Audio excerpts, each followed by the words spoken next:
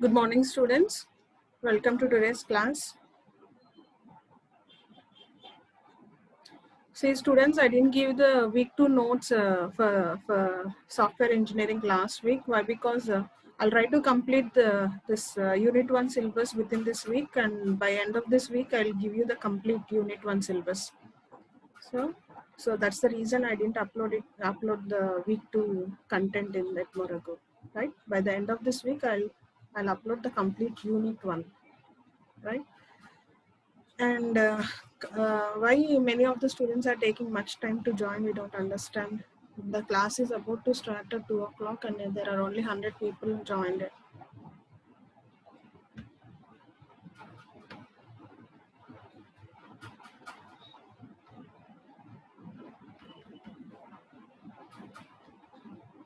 So moving on to the today's class.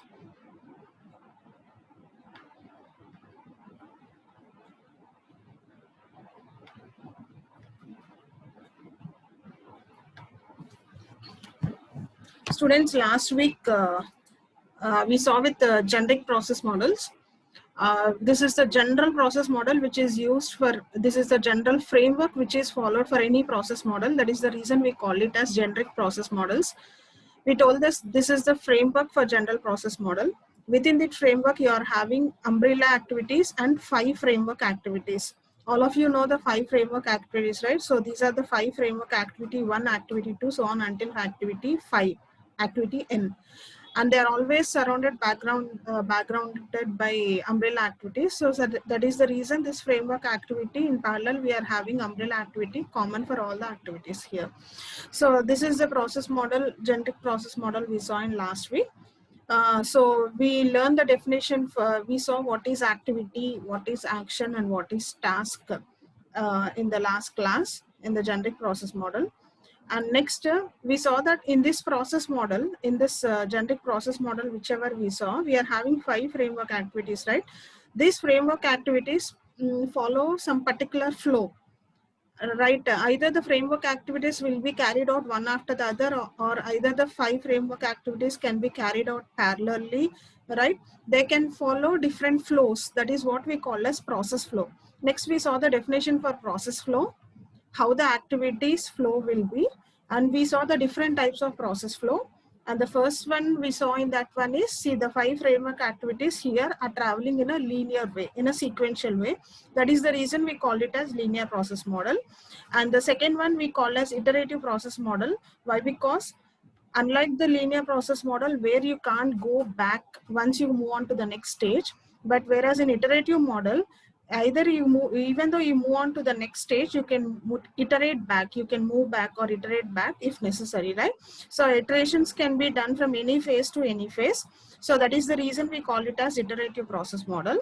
And the next one we saw is evolutionary process model, where the product will be increment and released in different versions. So the complete final product will not be released at once, but the increments of the product, different versions of the product will be released at different time periods.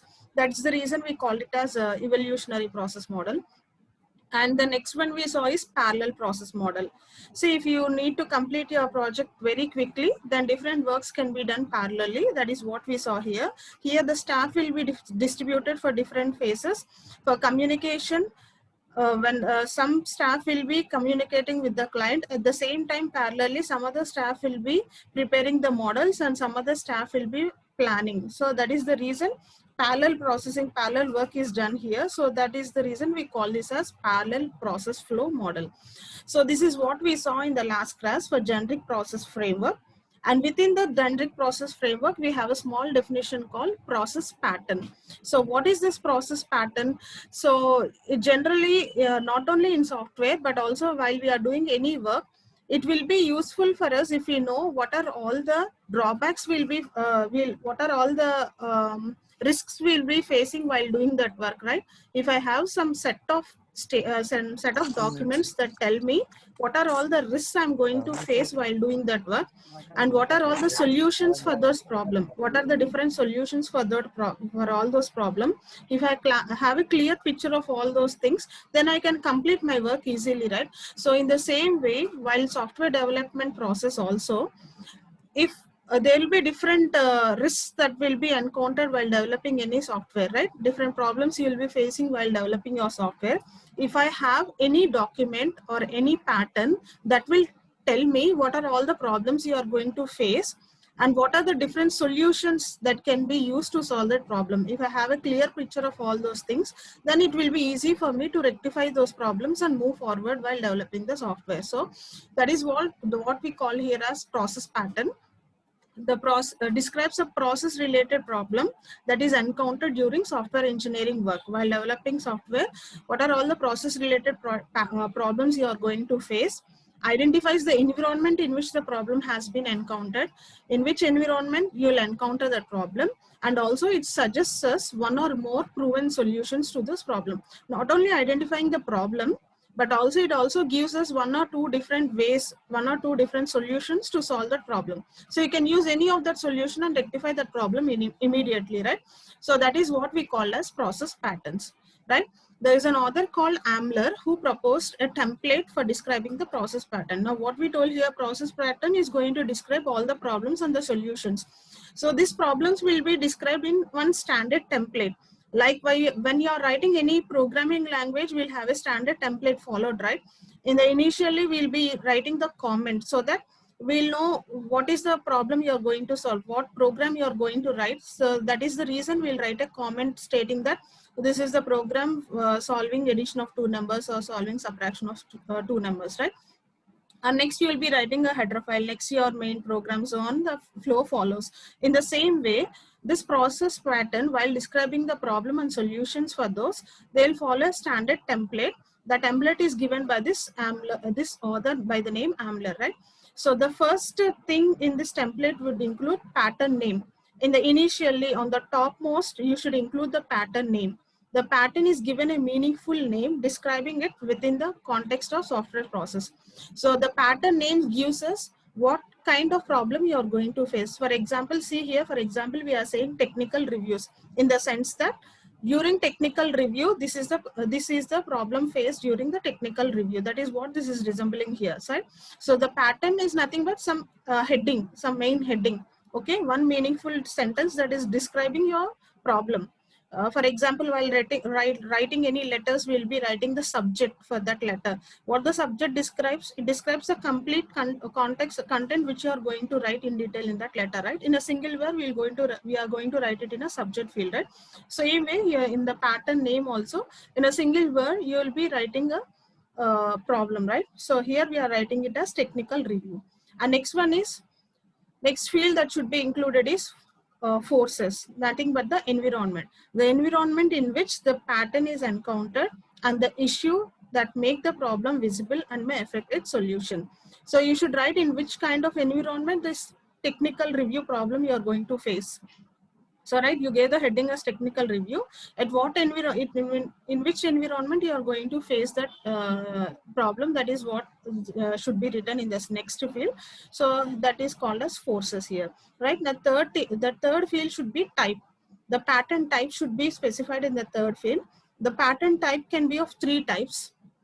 This pattern type can be of three types. One is stage pattern, task pattern, and the phase pattern. So right, so in this template, first you will write the pattern name, next you will write the environment. In the third field, you will write either stage pattern or task pattern. So these three kinds of patterns, either stage or task or phase pattern, you will be writing any one of this. Now what is stage pattern? It defines the problem associated with framework activity for the process. See, if you told that you told that you are having a problem while writing technical reviews, right? So if you are writing the type as stage pattern, it is telling that you are having the problem associated in the activity, in the framework activity for the process. If you are having any problems in the main framework activity, then you will mention the type as stage pattern. Since a framework activity contains multiple actions and work tasks, a stage pattern incorporates multiple task pattern. See, we are saying that if you are having a problem in the framework activity, then you'll write it as stage pattern. This activity nothing but it contains set of actions. This actions nothing but it contains set of tasks. So indirectly, you are saying that this activity includes some actions. This in turn, it includes some tasks. So this comes under stage pattern. See, for example, see an example here. Here we are writing the stage pattern as communication, right? In our 5 framework activities, the first activity is communication, right? Next is planning, modeling, development, and deployment. So you're writing the stage pattern as communication. Why? Because this is a framework activity, right? You're encountering, you're undergoing an error during communication. So this comes under stage pattern. In this communication, you will be having different actions, which we saw in last class. In this communication, you will be having different actions. In that action, you will be having different tasks. So, right, what we are saying here is, this communication activity, you are having a task called requirement gathering. But this is the main framework activity. Communication is the main framework activity. Here, if you are getting an error, you call it as stage pattern type. And next one is task pattern. If you are getting an error in action or task, then it comes under task pattern. If you are getting an error in an action or task, then you call it as task pattern. For example, see here, we told that communication is activity. Actions are something, some requirements may be some action. In that, requirement gathering is one task, right? So I am getting an error while requirement gathering. So I am naming it as task pattern. And the third one is phase pattern. It defines the sequence of framework activities that occur within the process, even when the overall flow of activities is iterative in nature. When will you write the name as phase pattern? When you are using 5 framework activities which are iterative in nature, in the sense all the five we saw in the previous model, right? So this can be called as iterative. Why? Because after completing all the 5 things, again I'm doing the 5 things, again I'm doing the 5 things, or this can be called as iterative.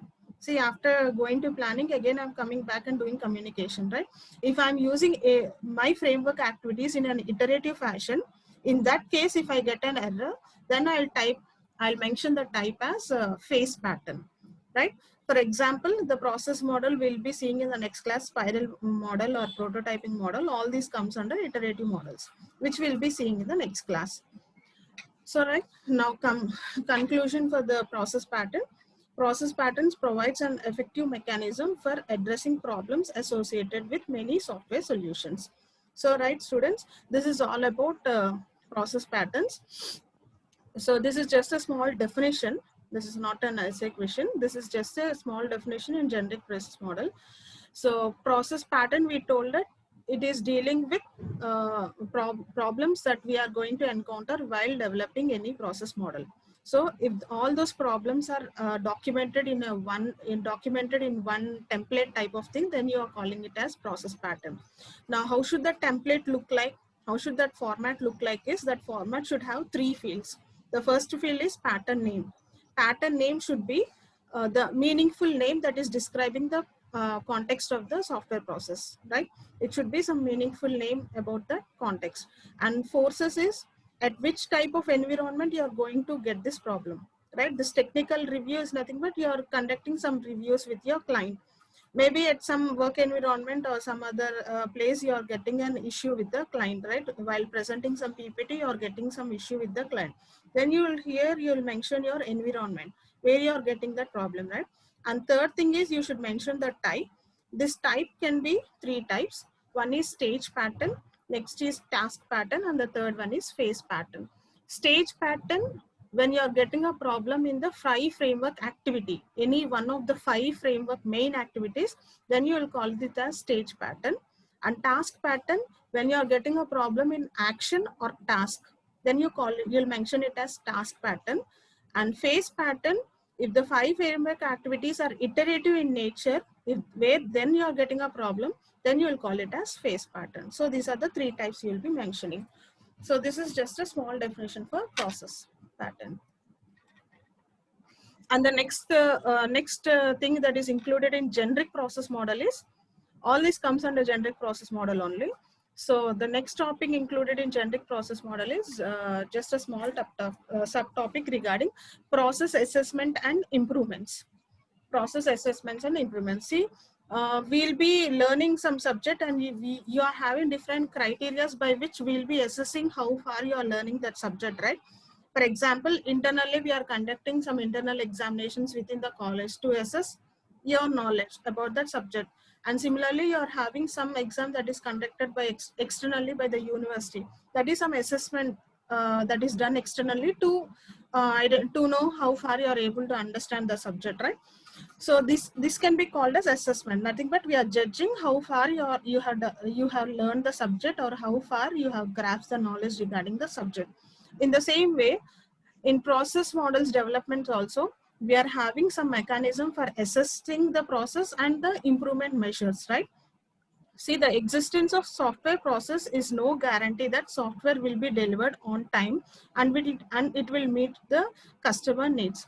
So we are having different process models like waterfall model, linear model, spiral model, all these things of models by which you can develop the software, right? But there is no guarantee that by using this software model, say I'll get my product delivered within time as per the customer needs. So there should be someone who is always judging us, or who is always assisting us to check whether we are developing the product correctly or not, whether we are including all the standards within the product or not, right? So we are having some standard assessments. This is a standard CMMI assessment method for process improvement. So this is one standard. We'll be seeing this CMMI in detail, capability maturity model. We'll be seeing this in detail in next classes. But this assessment model provides us five-step process assessment model that incorporate 5 phases while initiating, diagnosing, establishing, acting, and learning. So this is one assessment model. Similarly, we are having another assessment model called CMM-based appraisal for internal process improvement, and another one called SPICE, and another one called ISO. This ISO, most of the cases you'll be seeing on hardware devices also. This ISO is different for hardware, and ISO mark is different for software. For software, we'll be generally using 2000, right? All these assessments comes in detail in next chapters in maintenance. In software maintenance chapter, we'll be seeing in detail what is the CMM, what are the 5 principles we should follow for a good quality software development, right? For assessing the model. So this will be seeing in detail. So this is all about generic process model, students. If you are asked for generic process model, you should write this framework. You should explain this, what are all the activities, actions, and tasks. You should give some examples. Okay, you should explain different process flows that are present in the model. And next you should write what is process pattern. And next, what are the process assessments and improvements standards that are used in industries. Okay, right? This is all about generic process model. And next, coming to our next topic, this is here our process model starts from this topic also. The topic name is prescriptive process models. The prescriptive process models were originally proposed to bring order to the disorder of software development. So, right? So from here our main process model starts. So previously, when you are asked to develop a software, they didn't follow any order for developing the software. They just developed in the way they wanted, right? Some people started designing initially, or some people started coding initially. And after coding, now when they get errors, again they go back and make communication with the client and rectify all those errors. So what we mean to say here is they did not follow any proper order while developing any software, right? By the end, because of that reason, they failed in most of the cases while developing the product, right? So now process models have emerged to give a proper order while software development. From the process models only, we started developing our product in a proper order, right? Now, what is this prescriptive model? This prescriptive model means this prescribes a set of process elements. We call this as prescriptive. Why? Because this is going to prescribe a set of process elements in our model. That is the reason we are calling it as prescriptive process models. So, right. So this prescriptive process model contains all the activities. Activities contains actions. Actions contain task. For after every phase, you will be producing one product that is called as working product. in the background, always quality measures are issued. So quality assurance and change control mechanisms. So all these activities are included. See, these are all umbrella activities: quality assurance, change control, software configuration management, what we sold. All this comes under umbrella activities, right? So all these are included in the process model. That is what we are saying. So coming to our first process model, these are all important topics. You'll be getting any one topic, any one question from among all these process models. So in the prescriptive model, if your question is asked as write about any prescriptive process model, then you can use any of the prescriptive models like waterfall, V, iterative, prototyping. I'll be saying different models now. You can write any of the model you like if the question is asked as prescriptive process model. But if the question is asked in detail about write waterfall model or write iterative model, then you should write them accordingly, right? So coming to prescriptive models, in that the first model is waterfall model. So waterfall model is the first process model that is developed. So that is the reason we call it as classic life cycle model also. Waterfall model also called as classic life cycle model. This is the first process model that is developed, right? This model suggests us a systematic sequential approach to software development. For developing any software product, this model is going to propose us a linear, a systematic, nothing but an ordered way, a sequential approach, a linear approach for software development.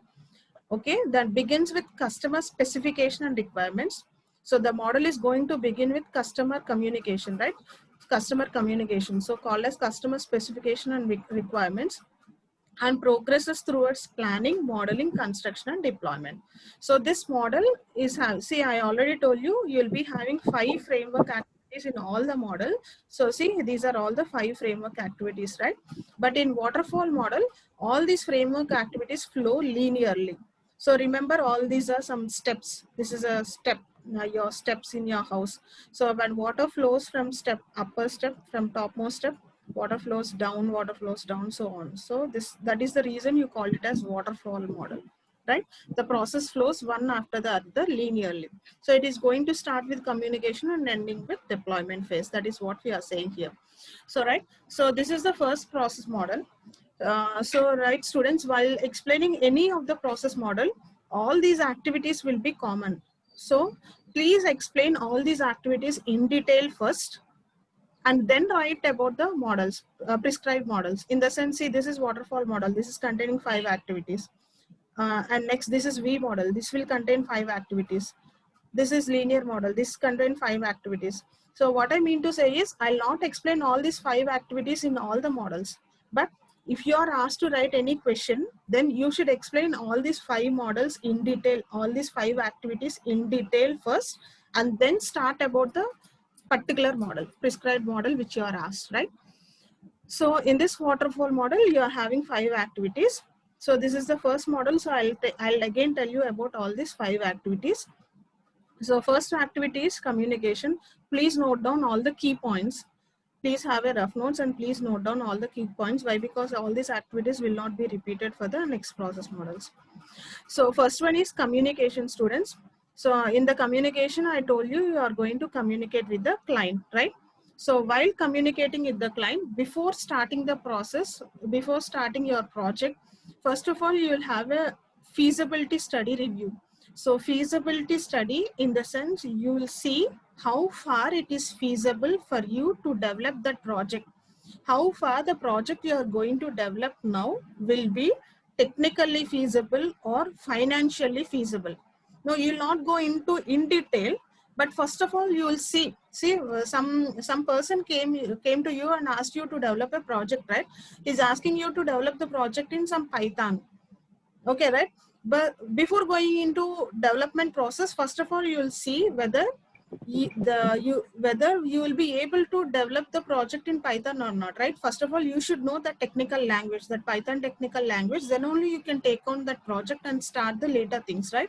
So in the initial stage, in the feasibility study, we'll first of all see the main issues. We'll not go in detail, but we'll see the main issues, whether how far it is feasible for us to develop the project, how far it is financially feasible, right? How far the budget will be within our range, how far the technical things are present within us. So all this will be done in this feasibility study.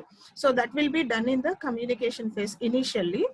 If the feasibility study is okay, then you will start with communication with the client, right? In the communication in the client, you will do requirement gathering. So note down requirement gathering. Requirement gathering is nothing but you're communicating with the client and gathering all the requirements from him. See here, we note it as requirement gathering. Project initiation, it comes under feasibility study. And next, requirement gathering, you're communicating with the client and gathering all the requirements that are necessary for developing this project, right? While gathering these requirements, the client will be giving you all the information he has. See, he is not a technical person.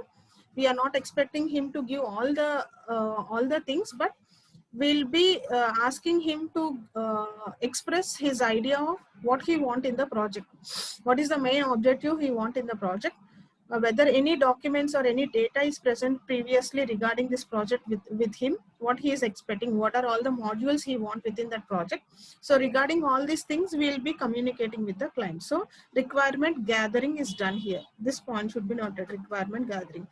And next, after requirement gathering, the output of this first phase will be given as an input to the second phase. So here some work product is developed, requirement gathering document is developed, and this document is given to this next phase, the planning phase. So right here in the planning phase, detail, here we are only communicating with the client, right? But here in the planning phase, a detailed estimation of what the client has given you, what are all the requirements the client has given you.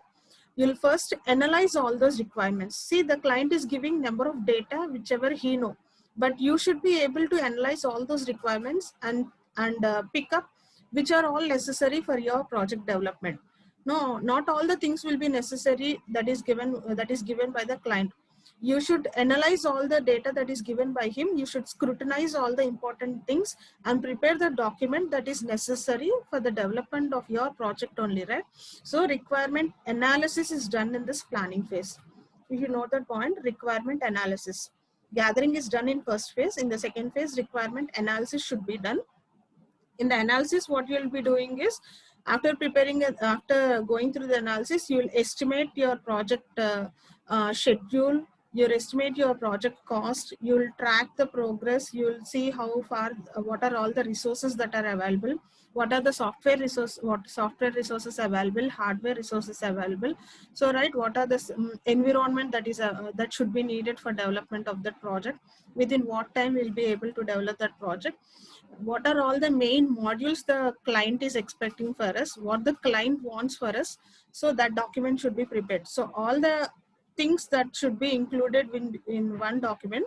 So finally, you will be preparing one document called SRS document, which is very important in which is a very important document here in the phase 2. Please note down SRS document, software requirement specification document. This will be prepared in this phase 2. SRS, software requirement specification document. The specification document contains the details, complete details about the project which you are going to develop. What is the software you are going to use, what are the hardware requirements you are going to use. So right, what is the scheduling, within what time you will complete, within what cost you are complete estimation, and further how the system will look like, right? And what are the internal modules you are going to include in that project. Everything will be included in that SRS document. I can say that this SRS document is the Bible which will be used by all the people in the next phases. Now, what this all the students in all the developers in the next phase will be doing is, they'll just follow this SRS document. Whatever is written in the SRS document, whatever is written here, that will be developed by all the people in the next stages, right? So SRS document will be prepared here, and in the next, this work product, SRS work product, is finally produced to the next phase, that is taken by the modeling people. In this modeling, we'll be preparing the designs. As I already told you, we'll be preparing the models, right? The designs will be prepared. Designs will be different for procedural languages, and it designs will be different for object-oriented languages.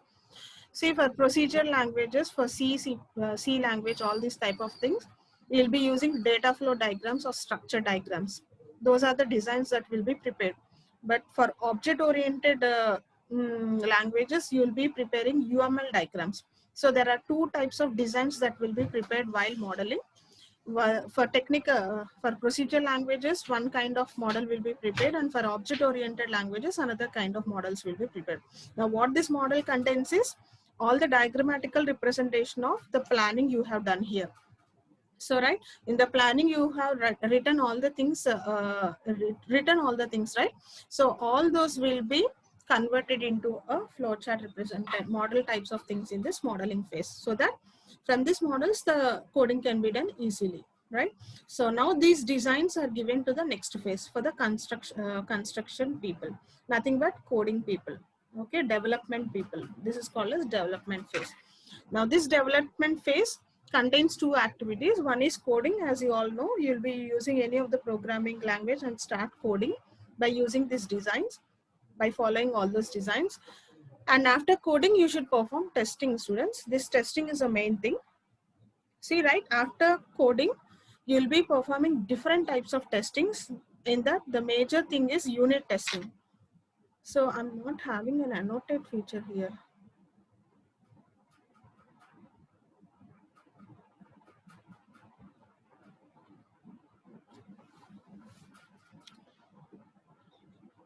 So right, students, in this testing, the first feature is, first type of testing is unit testing, where the individual module is tested here. Every individual module is tested here, that you call it as unit testing. So I already gave you an example in the previous class. For example, if I'm asked to perform arithmetic operations program for you, project for you, arithmetic operations and a project ni develop cheyante, that project is going to include addition module, subtraction module, multiplication module, division module. Think that this arithmetic operations is a larger project for you. This larger project is divided between 4 friends of you. 4 people have shared that work. One person is going to develop module for addition, one person for subtraction, multiplication, and division. 4 people have done their work individually. Now, before combining all these 4 modules, first thing what you need to do is everyone need to check their code individually, right? The person who developed the addition module should check that code whether addition is performing within that module or not, right? So that can be called as unit testing. You're testing one small module. So another person is doing unit testing for subtraction module. Another one is doing unit testing for multiplication module. So all the units are tested individually. So same thing happens in this project development also, right? So individually modules will be developed by different people across the world. Not that the same persons who are sitting beside only should develop the modules. One module will be developed in one country, and maybe and some other module will be developed by some other country people, right? So all the modules that are developed by them should be tested individually first. That is called as unit testing, right? After performing unit testing, you will combine addition module and subtraction module. Now, in the sense, you are integrating addition and subtraction module, right? So you should check you should see whether while integrating both these modules, whether you're getting any errors or not, right? Some data should be traveled from addition to subtraction. Maybe for subtraction, you are giving the input from addition module only, right? So then data should be traveled from addition to subtraction. So they should be both these modules should be integrated, and they should be checked whether while integrating, while combining, we are getting errors or not. Now you got a large module, addition and subtraction module, and another individual module, multiplication, is present. Now you will combine these 2 modules with the third module, right? Again, you need to check whether you are getting errors or not. Again, these 3 combined modules should be combined with the 4th one. So you should check whether while combining different modules, while integrating different modules, you are getting any errors or not. That is called as integration testing. So in testing, I told you unit testing and integration testing, right? After integration testing, 4 modules are combined.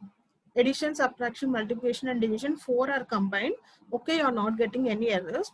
And finally, you should test the program called arithmetic operation program. This arithmetic operation is nothing but the complete system. complete project you have developed, complete system you have developed, right?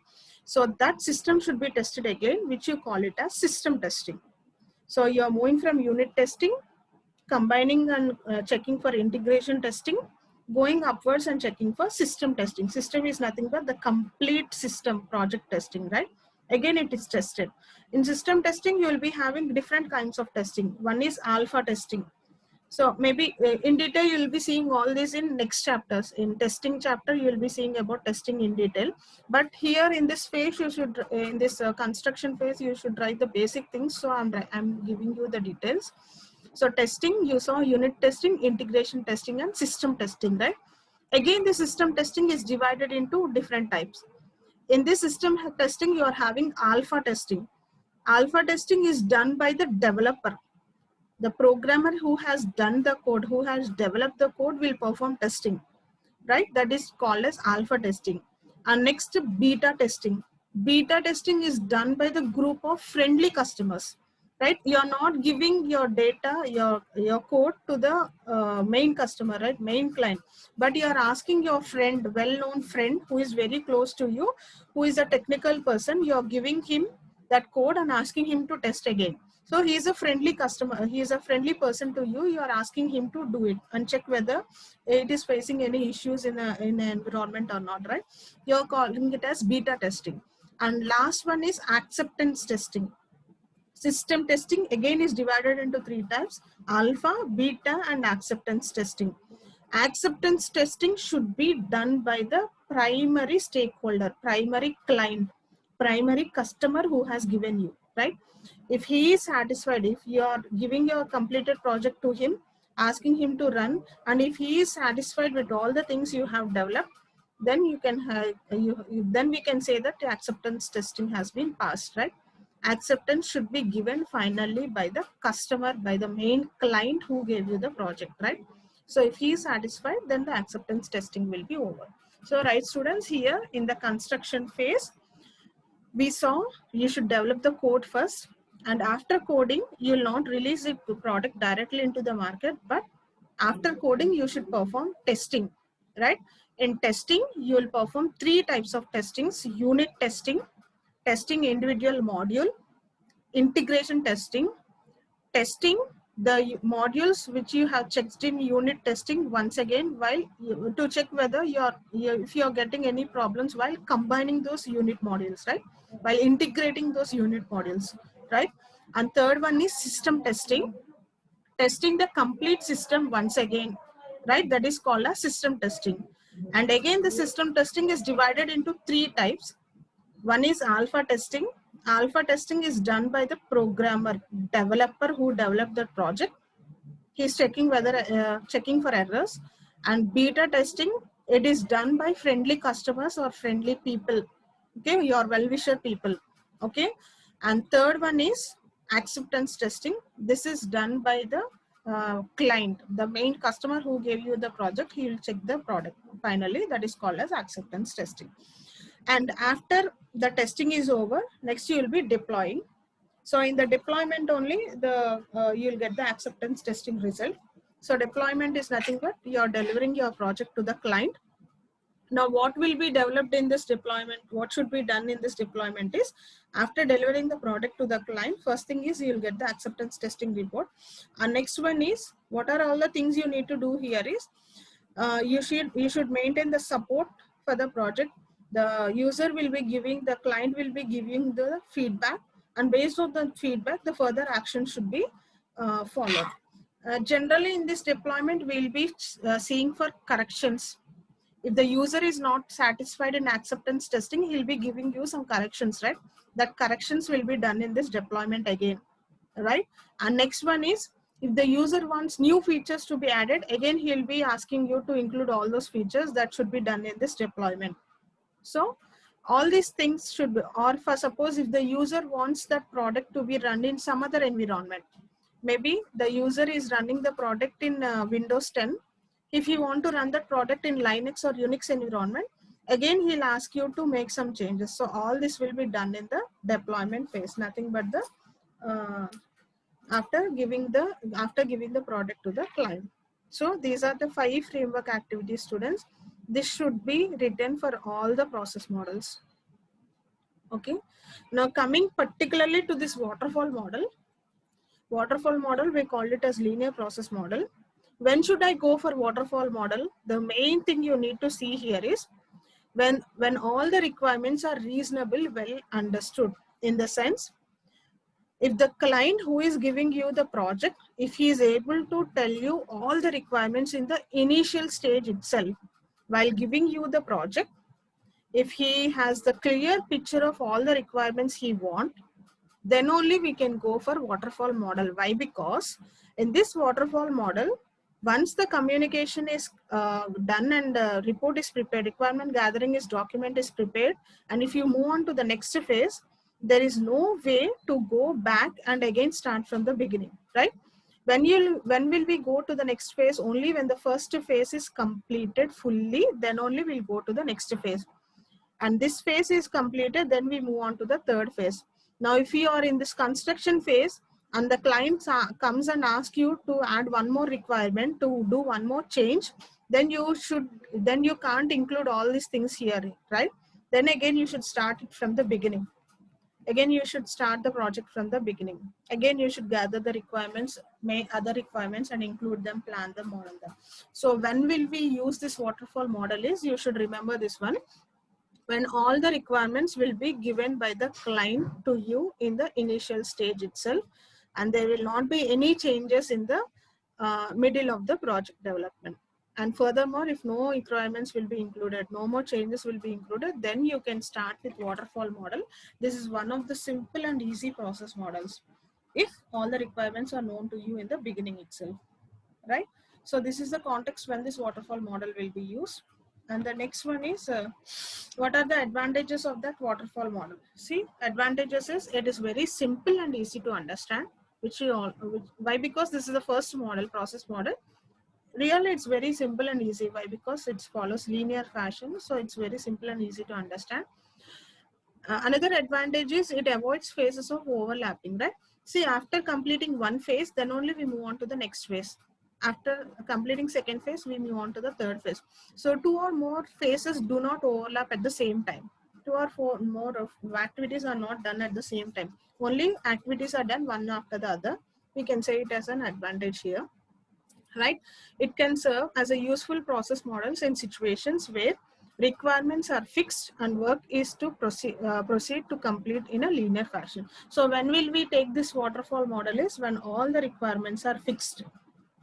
In that case, we can say that we can take this linear process model, waterfall model, and proceed the project development by using that waterfall model, right? So these are all the advantages of using waterfall model. And the next one is disadvantages.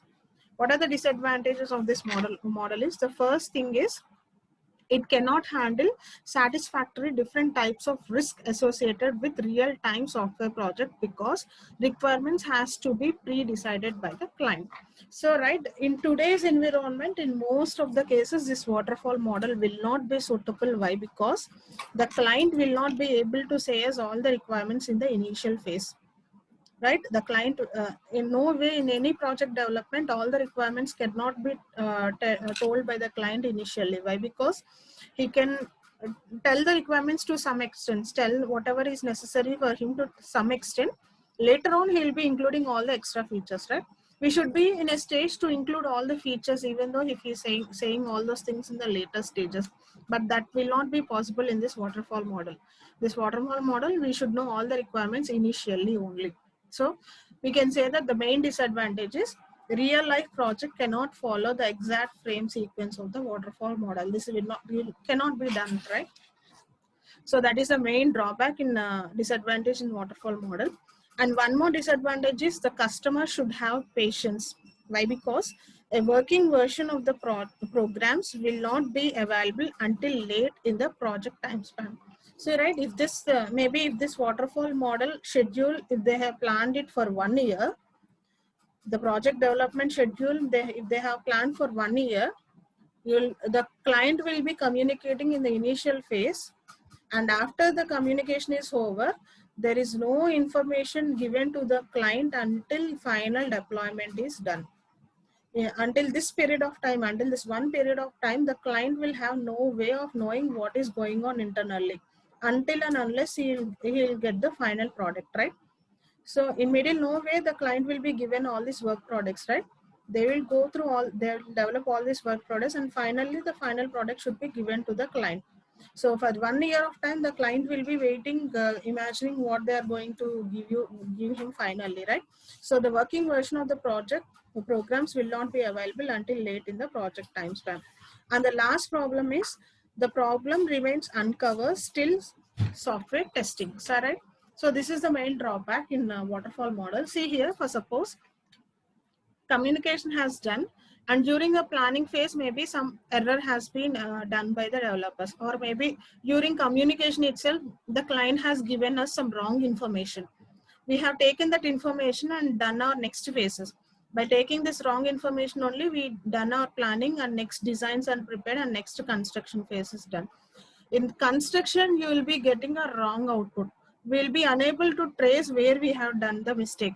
Again, you should go back and see in this, you'll identify that the in the communication phase itself, in the initial phase itself, some error has been occurred. That is the reason we are getting the output wrong here. So it is going to take much amount of time. Why? Because finally the testing will be done only at the final stages, last but one stage, right? Testing will be done finally. So you'll not be able to know what are all the errors until you reach to this testing phase, right? So that is the disadvantage. Problems remain uncovered, still software testing has been done. Even though the problem is developed in any phases, until testing phase you will not be able to know where you have done the error, right? So this is our first process model, uh, uh, waterfall model. So students, are you able to understand?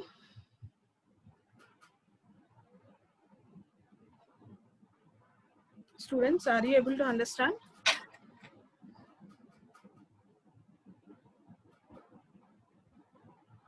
Students, are you having any doubts?